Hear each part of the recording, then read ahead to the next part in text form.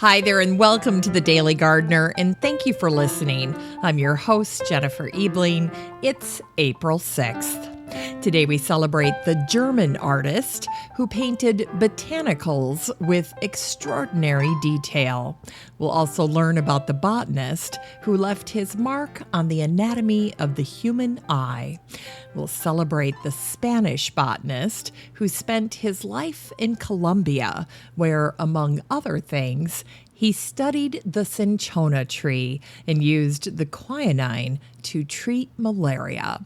Today's Unearthed Words feature words about April, and we grow that garden library with a book that will help you become more self-sufficient, 1 square foot at a time. And then we'll wrap things up with a celebration of the California state flower. But first, let's catch up on some greetings from gardeners around the world and today's curated news. Today I received an email from a woman named Chrissy in Ohio who said, "Would you please help me wish a happy anniversary to my husband, my gardener in crime. We've been married 12 years today." Aw, happy anniversary, you guys. I love that. Gardener in crime. Then next was a video that was sent in from Linda Moore, who showed that she got her pond and stream up and running on Friday. She's in southwest Iowa, and she says, "I live in a landlocked state, and since we don't live on the water, I brought the water to our backyard, and it's my happy place." Well, Linda, I have to agree with you. I love my pondless water feature, and I often joke that instead of spending money on the rainbow play system we got for the kids, we could have just installed the water feature because they've had more fun with the water feature over the years than they ever did with the swing set. And then finally, Lisa Svensson wrote in. She's from South Minneapolis, and she said, "I'm looking forward to celebrating my 1-year anniversary in my kitchen garden this year, complete with perennials. We bought our home 18 months ago, and one of the first things I did was install a kitchen garden.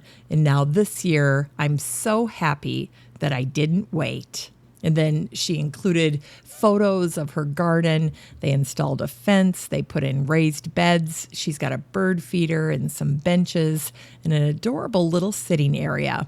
And it looks like little cafe lights along the fence line. It's a very quaint little space. I think it looks great, and I can believe how much you love it. Oop, and then there's one more. This one's from Sylvia in Mankato, and she wrote in to say, "I am not going to add new soil to my window boxes this year, but I will refresh them by adding perlite and compost. What do you think?" Well, Sylvia, I think that's a great idea. There's no need to toss out all of that potting medium, but making sure your window boxes aren't compacted, lightening them with the perlite, and adding in nutrients with fresh compost is a perfect formula for success this season. Now, if you'd like to participate in the Gardener Greetings segment, just send in your garden pics, stories, birthday wishes, and so forth to Jennifer at thedailygardener.org. That's Jennifer at thedailygardener.org. And be sure to make Alexa and Google do the work for you when you want to listen to the show while you're at home. Just ask either of them to play the Daily Gardener podcast, and they will. It's just that easy. Here's today's curated news. There was a post in Modern Farmer that caught my eye. It's called "Vegetable Seeds Are the New Toilet Paper" by Alex Robinson. In the face of the COVID-19 pandemic, home gardeners are preparing to grow their own vegetables. And around March 16th, online seed stores saw huge spikes in their orders for vegetable seeds. Why? Because people are worried that the pandemic could threaten food security. In the article, Robinson points out that Wayne Gale and his Canadian-based business Stokes Seeds had to temporarily shut down for home gardeners so that they could fulfill all of the orders for their commercial customers first. During that week of March 16th, Gale's business received triple the amount of orders they usually receive. And Gale said, "This is not even our peak season. Our peak season is the second week of February." So they've already had their peak, and now they're getting slammed with all of these orders. And then Robinson interviewed Ken Wozniak, the CEO of Harris Seeds, and he had some other interesting insights. Harris Seeds has seen high volumes of sales to urban areas, to neighborhoods in New York City, where they generally don't sell much seed. They've also seen a spike in orders for sprouting kits that don't require natural light. These purchases were going to doomsday preppers. And since the middle of March, there's been an increase in children's gardening projects because parents are trying to come up with something that their kids can do. Finally, Harris Seed is noticing that people are looking for organic seeds, and the most popular vegetable seeds are for squash, zucchini, tomatoes, and beans.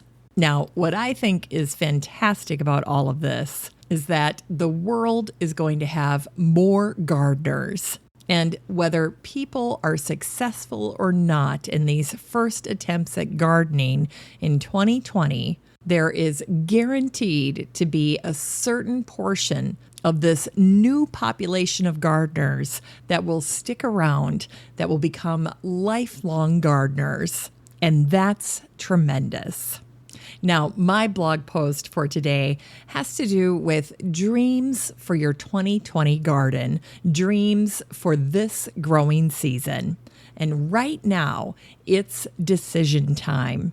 What are your plans for this growing season? What are your projects going to be? What do you want to grow? And what are you dreaming about?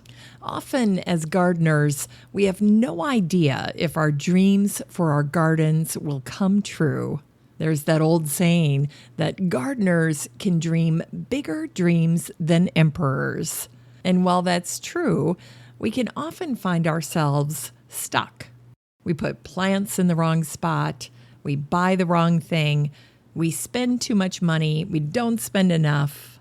We overdo it. But every now and then, we get it completely right.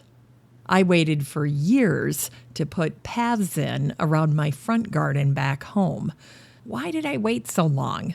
No reason, really.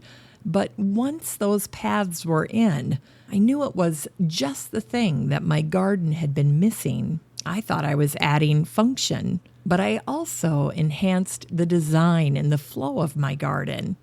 Those paths were the perfect addition.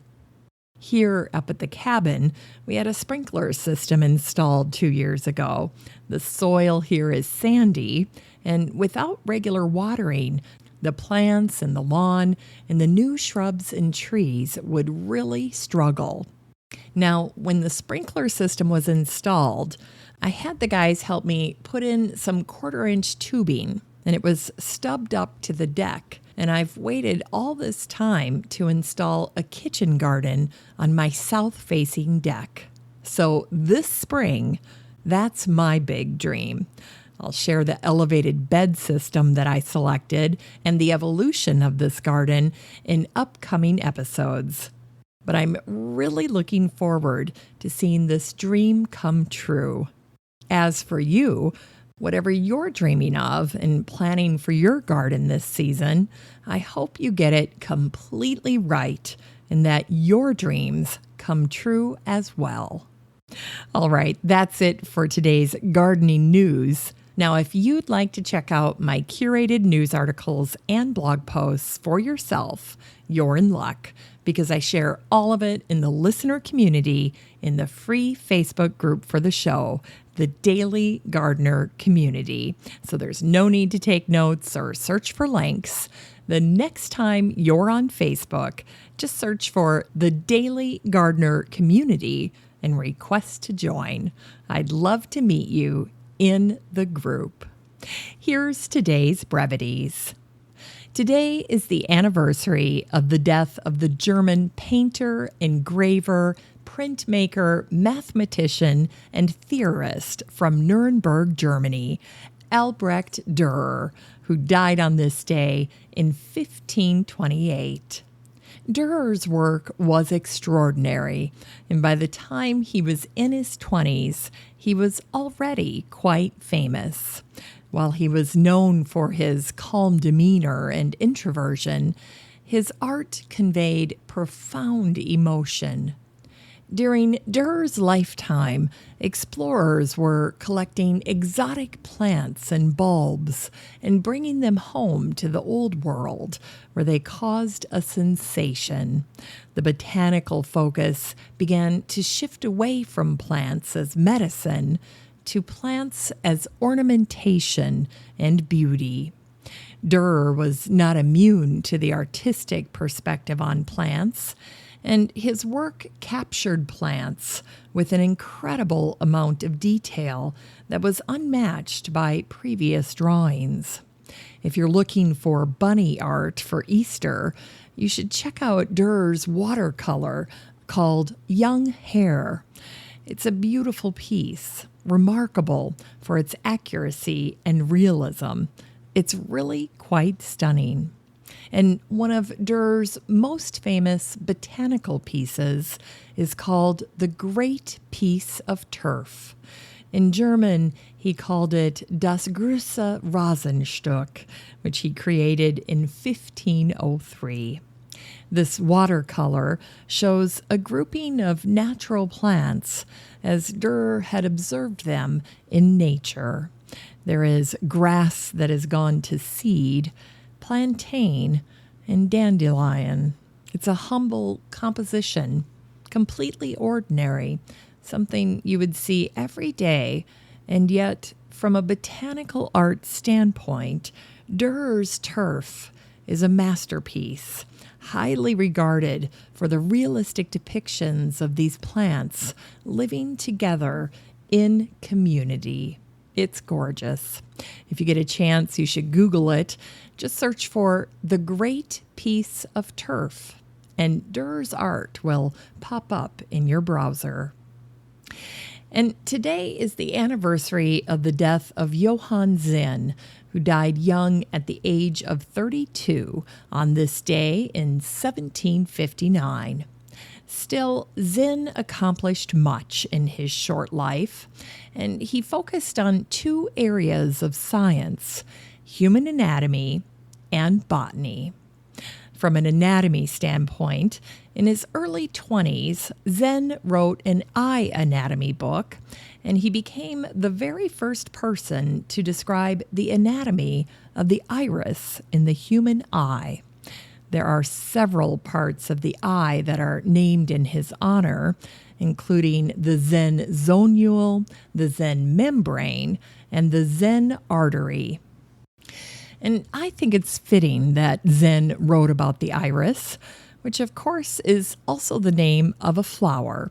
So there's some charming coincidental connection between his two passions of anatomy and botany, and you'll see that echoed again and again as we talk about his life. When Zinn was 26 years old, he became director of the University Botanic Garden in Göttingen. He thought the university was going to put him to work as a professor of anatomy, but that job was filled, so botany was his second choice, and he threw himself into that job. When Zinn received an envelope of seeds from the German ambassador to Mexico, he described the blossom in detail, and he published what became the first botanical illustration of the zinnia. He also shared the seeds with other botanists throughout Europe, And like most botanists in the 1700s, Zinn corresponded with Linnaeus. And no doubt Zinn's work as a bright young garden director and the fact that he tragically died young from tuberculosis caused Linnaeus to name the flower that Zinn had received from Mexico in his honor. And so Zinn lives on in the name zinnia, a favorite flower of gardeners, and for good reasons. They come in a variety of colors. They can be direct sown into the garden. They attract pollinators like butterflies and bees, and they couldn't be easier to grow. And if meditation is something that you struggle with, you can still become a Zen master if you enjoy growing zinnias. Sorry, that's my own joke. I take complete credit for it. I thought it was funny when I wrote it. You may or may not be laughing right now. Anyway, I like to think that Zen would be pleased to be remembered by the zinnia because, like the iris, the zinnia has a connection to the eyes. We've all heard the phrase, beauty is in the eye of the beholder. Well, in the case of the zinnia, the Aztecs were not a fan. In fact, the Aztecs had a word for zinnia, which basically translated to the evil eye or the eyesore. And don't forget that the zinnia would have been a native plant to them. The Aztecs did not care for the zinnia flower, but don't judge them because it was not the hybridized, dazzling version that we've grown accustomed to in today's gardens. You can thank the French for that. But these original plants, these native plants of Mexico, were weedy looking with an uninspired, dull purple blossom. And this is why the bloom was initially called the Crescina, which means somewhat coarse, before Linnaeus changed the name to remember Zen. Over time, the gradual transformation of zinnias from eyesores to beauties gave zinnias the common name Cinderella flower. And here's another little factoid about zinnias. The zinnia is Indiana's state flower. And here's a happy birthday wish. Today is the birthday of the Spanish priest, botanist, and mathematician Jose Celestino Mutis, who was born on this day in 1732. Recognized as a distinguished botanist in his home country of Spain, Mutis was the architect of the Royal Botanical Expedition of the North Kingdom of Grenada, or what is now called Colombia, in 1783. For almost 50 years, Mutis worked to collect and illustrate the plants in Colombian lands. Given that he spent most of his lifetime there, it's not surprising that Mutis was able to leave a lasting legacy. Mutis created an impressive library, complete with thousands of books on botany and the natural world. He also built a herbarium with over 24,000 species. And at the time, only Joseph Banks had a herbarium that rivaled Mutis, and it's worth noting that Banks had more resources at his disposal and more financial support from the English government. If you read about Mutis, you learn that one of the most important aspects of his work was studying the cinchona tree, Cinchona officinalis, which became an effective cure for yellow fever or malaria. The cinchona tree grows naturally in the cloud forests of Venezuela, Colombia, Ecuador, and Peru, where it's the national tree. Mutis used the Bogota Botanical Garden as the base of his operations, and it was the place where the cinchona was studied. The bark of the cinchona tree is bitter, and contains quinine, which became the basis for a number of medicines that are used to treat malaria.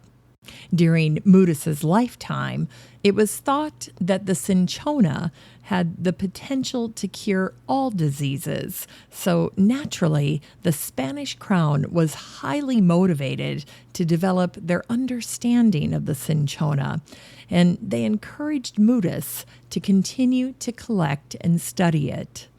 Mudis was a clever medical professional, and he used his knowledge to establish inoculation as a means of preventing smallpox, and he's actually credited with one of the very first smallpox vaccination campaigns in Colombia way back in 1782. In addition to his medical work, Mudis founded the Bogota Astronomical Observatory, and he supported the work of Carl Linnaeus. He sent thousands of specimens back to Spain, where they remain today at the Madrid Botanical Garden. Now, during his time in Colombia, Mudis approached the job of documenting the 24,000 plant specimens he'd collected in a unique way. He accomplished this mission by enlisting others. He skillfully set up a large studio as a space to get the plants captured through art. During his time there, he worked with over 40 local Creole artists. He recruited them and he trained them, and he brought them to the studio where his journals show they would work all day long in silence. In short, Mudis set up a botanical illustration production machine that was unsurpassed in his day in terms of both the output and the level of excellence for the time. At one point, Mudis had up to 20 artisans working all at one time. One artist would work on the plant habit, while another would work on specific aspects or features of the specimen. The Mudis machine created over 6,500 pieces of art, including botanical sketches and watercolors, and they were all painted with pigments made from local dyes, which heightened their realism. On the top of the Mudis bucket list was the dream of a flora of Bogota, but sadly, it never happened. Mudis died in Colombia in 1808, and he's buried at the University of Rosario in Santa Fe, Argentina, where he taught as a professor. 8 years after Mudis's death, the King of Spain ordered all of the output from the Mudis expedition to be shipped back home. So all of the work that was created by the Creole artisans and the entire Mudis herbarium were packed into 105 shipping crates and sent to Spain, where they sat and sat and sat and waited until 1952, when a handful were used in a large folio series. Then the Mudis collection waited another 60 years until 2010, when they were finally exhibited at Kew. Today, the thousands of pieces that make up the Mudis collection are housed at the Botanical Garden in Madrid, Spain. The pieces are significant, mostly folio size, and since they haven't seen much daylight over the past 2 centuries, they are in immaculate condition. Thanks to that 2010 exhibit, you can see many of these pieces online, and it's true, they are stunning. As for how we remember Mudis, the old 200 pesos banknote in Colombia bears his portrait, and the Bogota Botanical Garden honored Mudis by taking his name. And Carl Linnaeus' son created the plant genus Mudicea, along with many other floral species, commemorated with the name Mudicea. In Unearthed Words, here are some thoughts on spring. This first one's from the American lyric poet Sarah Teasdale. The poem is called April. The roofs are shining from the rain. The sparrows twitter as they fly. And with a windy April grace, the little clouds go by. Yet the backyards are bare and brown, with only one unchanging tree. I could not be so sure of spring, save that it sings in me. And here are some thoughts on spring from the American poet and educator Henry Wadsworth Longfellow. If spring came but once a century instead of once a year, or burst forth with the sound of an earthquake and not in silence, what wonder and expectation there would be in all hearts to behold the miraculous change. And finally, here's an excerpt from Edwin Way Teale, the naturalist and author, from his book, North with the Spring. The seasons, like greater tides, ebb and flow across the continents. Spring advances up the United States at an average rate of about 15 miles a day. It ascends mountainsides at the rate of about 100 feet a day, and it sweeps ahead like a flood of water racing down the long valleys, creeping up hillsides in a rising tide. Most of us, like the man who lives on the bank of a river and watches the stream flow by, see only one phase of the movement of spring. Each year, the season advances toward us out of the south, sweeps around us, goes flooding away to the north. It's time to grow that garden library with today's book, Square Foot Gardening, 3rd edition by Mel Bartholomew. This is an all-new Square Foot Gardening. It's the 3rd edition, and this best-selling gardening book in North America was relaunched last year and was updated for the next generation of gardeners and beyond. And as you might imagine, Mel's book is very popular right now with the COVID-19 pandemic causing a resurgence in gardening and self-sufficiency.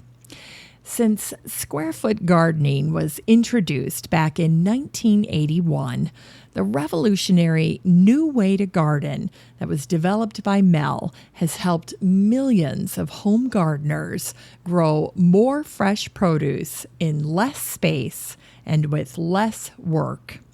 Now, based mostly on the input and experience of these millions of gardeners, Mel's system has been even further refined and improved to meet today's changing resources, needs, and challenges. This new 3rd edition has over 150 new photos and illustrations, and it's easier than ever to achieve nearly foolproof results in virtually any situation with this new edition. And here's Mel's formula. You get 100% of the produce with 20% of the water and just 5% of the work. And Mel's book is perfect for the experienced square foot gardener or beginners. Veteran gardeners will be delighted to know that the original method that was created by Mel has not changed in any significant way with this new 3rd edition. It still remains the same. Build a box, fill it with Mel's mix, and add a grid.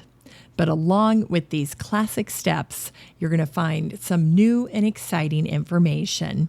This book addresses adding trellises and archways and why you want to do that, substituting with new materials that can enhance your square foot garden, adding automatic watering systems, which is a must for me.